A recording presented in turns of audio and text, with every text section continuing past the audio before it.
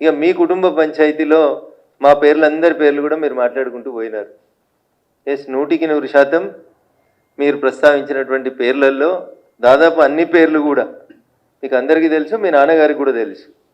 ఎవరెవరికి మీరు ఎట్లెట్లా అన్యాయం చేసిరు అనేటువంటి విషయంలో ఇవాళ మీరు కొత్తగా మాట్లాడితే మేమేం చేస్తాం, మీ సానుభూతి మాకు ఎందుకు, కానీ 100% అవన్నీ వాస్తవాలు.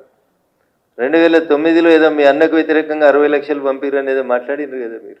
ఇవన్నీ పాత చరిత్రనే. కొత్త చరిత్ర నాకు ఎమ్మెల్సీ ఎన్నికలలో 2009లో మహాకూటమి అభ్యర్థిగా ఇస్తే అప్పటి జిల్లా పార్టీ అధ్యక్షునిగా నన్ను ఎవరు ఓడగొట్టినో కూడా నేను పార్టీ అధ్యక్షుడైనటువంటి గౌరవనీయులు చంద్రశేఖరరావు గారికి చెప్పిన. కానీ ఆ రోజు కూడా యాక్షన్ తీసుకోలేదు. These are all facts, nothing is an hidden thing it is. ఇందులో కొత్తగా ఆమె ఏం చెప్పింది ఏం కూడా లేదు.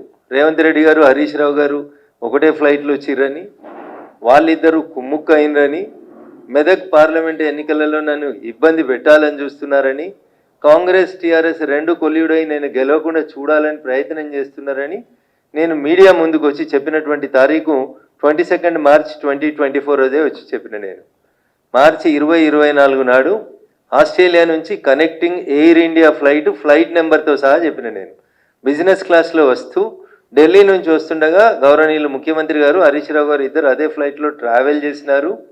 నన్ను ఓడగొట్టేందుకు ఇద్దరు ముచ్చట పెట్టుకున్నారనే విషయాన్ని నేను ఇవాళ కొత్తగా చెప్పలేదు.